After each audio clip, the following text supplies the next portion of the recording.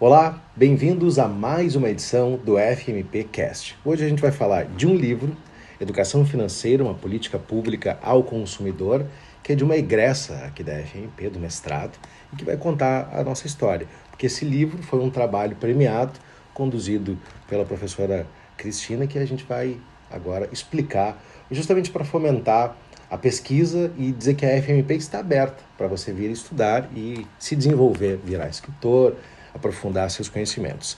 Bom, a gente está recebendo hoje aqui a egressa Larissa Oliveira Palácio de Souza. Bem-vinda, doutora. Obrigada.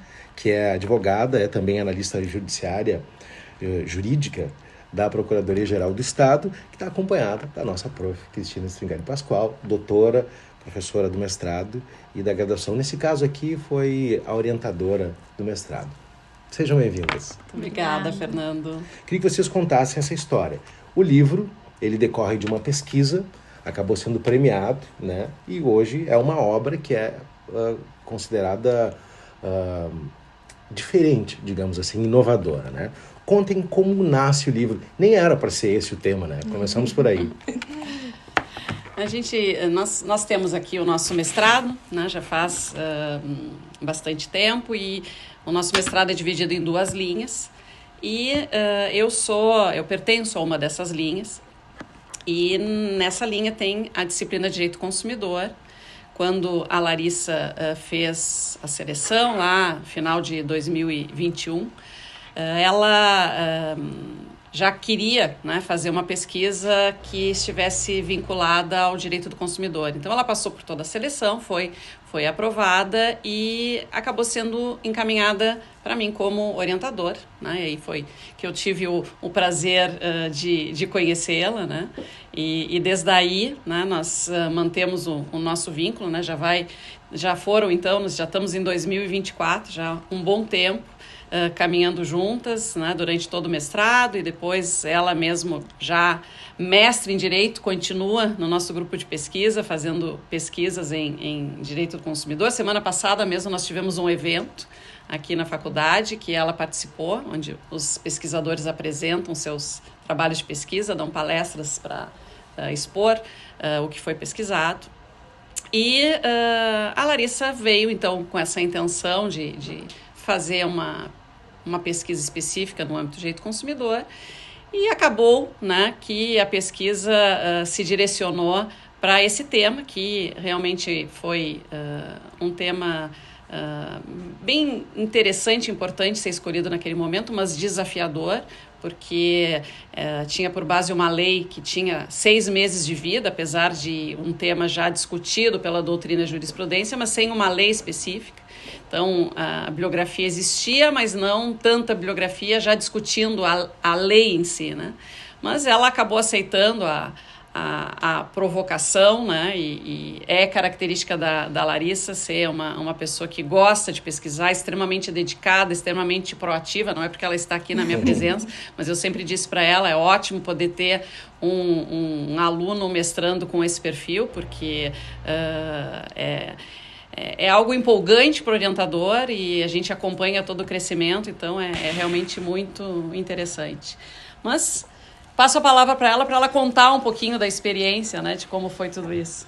Bom, eu lembro que quando eu cheguei aqui na FMP, em 2022, a minha proposta de tema que eu trouxe para a professora Cristina na época até era outra, era mais ligada ao direito ambiental ao consumidor. E foi ela que me instigou a olhar para a Lei do Superendividamento, a Lei 14.181 de 2021, e pensar sobre se eu poderia tirar alguma temática daquela legislação. Então eu fui para casa, e aí naquele momento eu li, e aí eu trouxe para ela depois que eu tinha gostado da temática de educação financeira e eu queria explorar mais aquele assunto. E aí, ainda atrelado com uma outra cadeira que a gente tinha no mestrado na época, que ainda tem, né, que é a cadeira de metodologia da professora Raquel Sparenberger na época, ela me instigou a fazer uma pesquisa empírica.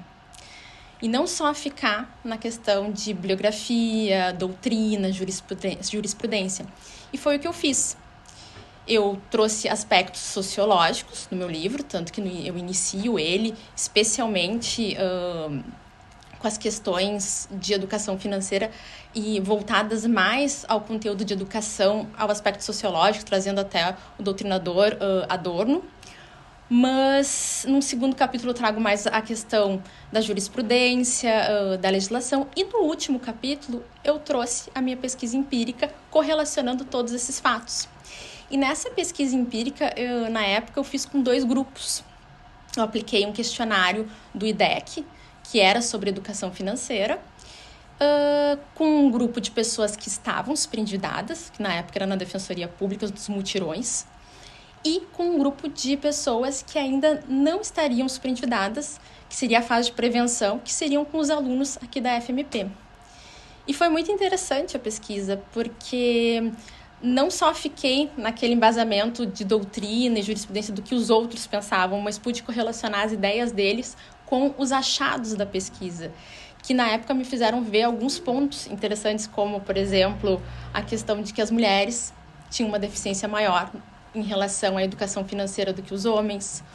Outro ponto que eu achei bem interessante é que ambos os grupos tinham a ideia de educação financeira muito parecida, todos os 2 relacionavam a palavras ligadas às ações de educação, ações de segurança voltadas à educação financeira. E também, ambos os grupos também tinham a ideia de que a educação financeira estava ligada a dinheiro, e a gente sabe que quando a gente começa a pesquisar sobre o assunto, a gente vê que isso não é uma real científico sobre ponto, porque a educação financeira está ligada a hábitos, a rotina, a planejamento, organização. Então, são outros aspectos bem mais profundos que a gente faz e correlaciona a palavra educação financeira e não apenas a dinheiro. E então foi muito prazeroso, assim, porque, que nem eu digo, não foi apenas um projeto que eu fiz, uma dissertação, foi algo que realmente eu consegui a me aprofundar e fazer algo mais intenso sobre aquilo e compreender também o que realmente aquele grupo precisava, né? Que no caso os superendividados ou ainda as pessoas que estão na fase de prevenção, que ainda não estão superendividadas, precisavam em relação à educação financeira.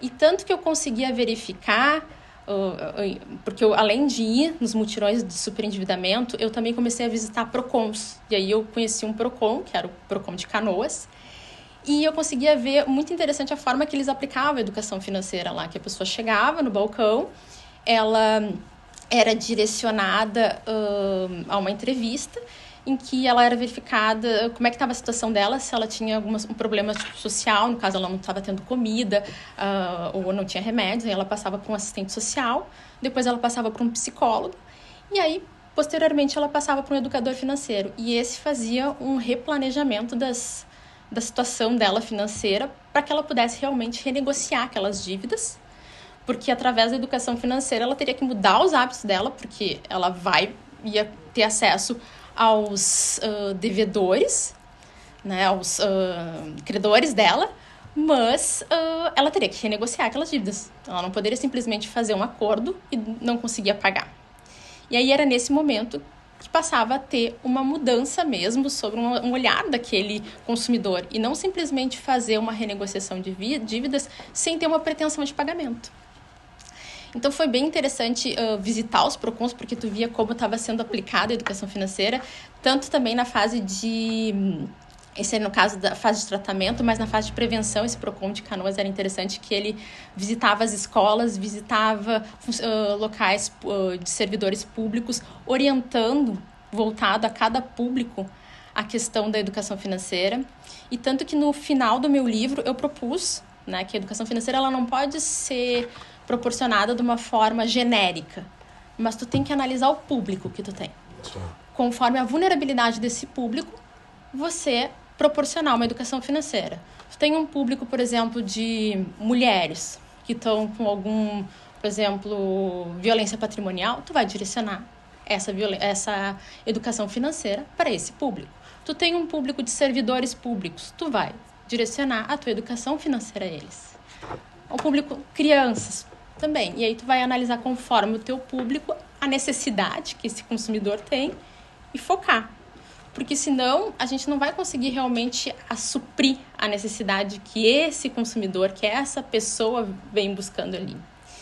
E também, ao final, eu verifico, assim, porque fazendo todas essas visitas, indo em mutirões, claro que a gente sabe que só a educação financeira não é uma solução. A gente precisa de um conjunto, de uma transdisciplinaridade com outros, né, pontos. No caso, com pessoas ligadas à psicologia, porque daqui a pouco é uma situação que vai além da educação financeira, tem outros problemas ali por trás. Como a pessoa é compulsiva. Exato. E aí tu não vai conseguir, através da educação financeira, tratar. Outros pontos também que a gente vê, se é uma questão também ligada, que nem eu achei interessante no Procon de Canoas, tem um problema social, a pessoa está passando fome em casa, como é que ela vai fazer uma renegociação se ela não tem nem comida? Então, tu direciona para um assistente social, que ele vai dar um encaminhamento inicial para que ela tenha acesso a uma cesta básica, que ela tenha acesso à medicação que ela precisa, que muitas vezes nem essa informação ela tem, porque a educação financeira também, ela está ligada aos nossos aspectos de informar, de saber os seus direitos, que muitas vezes as pessoas não sabem. Então, ela também tem esse outro aspecto que engloba ela é muito mais ampla. E por isso que é importante, eu vejo ela ser difundida, tanto na fase de prevenção, nas escolas, que hoje já tem legislações a nível municipal e estadual, que prevêem a educação financeira de forma transversal. A nível nacional ainda tem um projeto de lei que está tramitando, mas também se encaminha para isso, mas especialmente porque através da escola tu vai lá na educação infantil, garantir que essa criança ela tenha o primeiro contato com a educação financeira, e não só ela tem um contato, mas ela vai levar para casa dela e também vai instigar os pais para que eles comecem a pensar sobre o assunto. Sim, chega a ser um direito fundamental a educação básica. É um princípio que foi incluído pela lei do superendividamento, tanto que ela foi incluída ali no artigo 4º como um dos princípios do consumidor. É fundamental, né? Exato. Fundamental. Qual foi o prêmio que o trabalho conseguiu?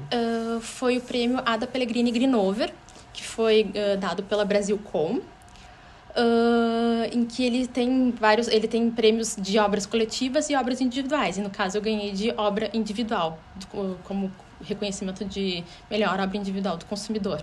Sim. E do biênio de 2022 a 2024. O livro pela Livraria do Advogado, né, pela editora, e saiu em abril?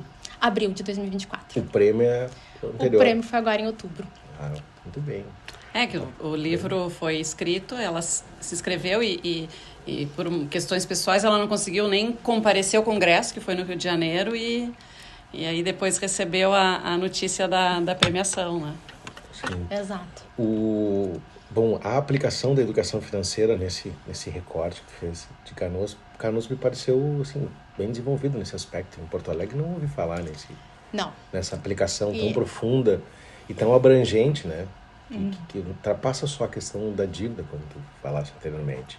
Quer dizer, a pessoa foi acolhida ali, né? Exato. Existe um acolhimento, tanto a nível de Procon estadual quanto em Porto Alegre. A gente não tem essa logística. E é importante que, principalmente nos núcleos, e é o que eu proponho também no livro, que os núcleos de renegociação, eles tenham esse olhar mais transdisciplinar, como esse acolhimento, tanto a nível de um assistente social, de um psicólogo, porque às vezes o problema está muito maior do que aquilo, e às vezes a pessoa só quer muitas vezes ser ouvido. E eu recordo que quando eu fiz a pesquisa junto aos mutirões da Defensoria Pública, uma das coisas que me tocou muito é que algumas, tanto que ali no meu livro, quando eu botei uma pergunta de o que vem na sua mente quando eu falo a palavra educação financeira, algumas ficaram sem resposta. E ficaram sem resposta porque eu não conseguia terminar o questionário com a pessoa, porque a pessoa se emocionava. Então, tinha uma questão psicológica muito profunda naquilo. Eu não conseguia nem terminar de tratar a temática ali com ela, e daí tu tinha que interromper, até por uma questão de empatia, né? Então, é uma situação que ela vai muitas vezes além da educação financeira. E é preciso que, onde existam esses núcleos de renegociação, tanto até a nível de Ministério Público, Defensoria Pública, os PROCONs, que eu acho que seria o principal ponto, ter um núcleo bem formado, com assistente social, com psicólogo e com um educador financeiro. O livro serve de gatilho para isso, né? Tem, informalmente, por onde tu percorreu, eles chegaram a dizer, olha, a gente pretende fomentar ou não, tirando Canoas? Não tem nenhum planejamento, assim, né? Até porque muitas vezes é difícil de tu encontrar profissionais, porque, por exemplo, nos núcleos de renegociação da Defensoria Pública, eles acontecem em datas específicas. Então, tu não tem, muitas vezes, um educador financeiro que esteja disponível para fazer um trabalho ali, né? Então, eu acho que é mais a problemática até tu contratar ou tu fazer um grupo, organizar isso para que esteja disponível, né? Então, dependeria de uma situação de políticas públicas mesmo do Estado para fomentar essa situação. Exige um investimento. Tem que ter vontade para... Exato. Tem que... Porque ao invés de apenas um negociador, tu vai ter que ter quantos profissionais na mesa também? 3? 3. No mínimo. Quando começou a se falar em superendividamento, mesmo antes da lei, a preocupação se dirigiu especificamente a renegociar a dívida, né? E já numa fase que a gente chama de tratamento. Sim. E a lei, acho que com a aprovação da lei, começou a ficar mais em evidência a relevância de prevenir, né? E realmente a prevenção é algo fundamental, né? Porque se eu consigo prevenir bastante, vai ter pouco para tratar, né? Sim. Exato. Que é um trabalho muito profundo esse, né? Tem que começar lá na base. Tem. E a gente está discutindo agora mudanças em currículo, a gente está discutindo se o celular tem que ficar na sala de aula ou não, né? Exatamente. Imagina inserir uma discussão dessas que é fundamental. Teria que ser antes do celular, inclusive, né? Com certeza. Tu sabe que um outro ponto que na minha pesquisa também eu verifiquei é que hoje já existem, não sei se tu já ouviu falar, assim, as Olimpíadas de Educação Financeira, que elas ocorrem anualmente. São com várias escolas, tanto privadas quanto públicas. E aí cada estado, ela começou na Paraíba. E aí cada estado, ele tem um responsável, no caso no ano que eu fiz, de 2020, que eu participei como voluntária, era o professor Wendy Carraro, que estava organizando. E eu pude também verificar que às vezes a gente acha que as crianças não estão ligadas nisso, mas como elas ficavam felizes de estarem ali e realmente participando daquela situação. E elas eram competitivas de querer realmente dar o melhor, daí tu via às vezes que dava até pena, porque algumas, elas não sabiam a resposta, elas começavam a chorar, e daí tu tinha que, né, explicar que era só uma prova e tal, mas elas queriam ir bem, né, então é muito legal, e era crianças assim de 7 anos, pequenininhas, até 13, 14, era um grupo bem, sabe, que já estava com essa ideia incutida de educação financeira, de lidar com os valores, dinheiro, compreender a importância. Porque é real hoje que a gente verifica que os adultos, a geração até de 30 e poucos, muitas vezes esquece de que eles vão envelhecer e eles precisam investir daqui a pouco numa aposentadoria, Sim. num bom plano de saúde. Tudo isso está ligado à educação financeira. Essa questão da finitude, ela não está presente. As pessoas acham que vai durar para sempre. Bem como a economia da longevidade agora, que começa. Agora a gente está ficando um país velho, né? Somos nós o país do futuro. Exato. É necessário fazer essa discussão. Muito bem. Então, educação financeira, uma política pública ao consumidor, obra da egressa aqui, a doutora Larissa Oliveira Palaz de Souza, que começa, né, de forma embrionária no mestrado, que se torna um livro e que sai uma ideia, né, de política pública que a gente precisa implementar e ampliar o que foi feito em Canoas. O que mais tu gostaria de dizer que eu não perguntei, Larissa? Eu acho que seria mais ou menos isso, assim, um resumo do meu trabalho feito aqui, e que eu tenho certeza que se não fosse principalmente a instigação dos professores da FMP, eu não teria tido um trabalho tão bom. Porque às vezes a gente até tem a capacidade de tudo, mas a gente precisa daquele insight, de alguém te dizer, dá uma olhada nesse tema, ou alguém te dizer assim, vê se essa metodologia de trabalho não é interessante, que de repente tu não vai dar um destaque diferencial no teu trabalho. Então, realmente, isso foi muito importante e eu só tenho a agradecer aos professores da FMP. Parabéns. Obrigada. Hashtag orgulho, prof. Cristina. Sim, por mais Larissas. Muito bem, prof. Muito obrigado. Parabéns também Muito obrigada. Pela contribuição. E a gente agradece a presença de vocês aqui. Essa foi uma sugestão da professora Cristina, então você pode sugerir temas aqui ao FMPcast, comunicação@fmp.br. É o Edu, nos procura, é o nosso e-mail, ou nos procure na rede social aqui. Obrigado, Prazer, bom trabalho, Fernando. e a gente se reencontra na próxima edição do FMP Cast.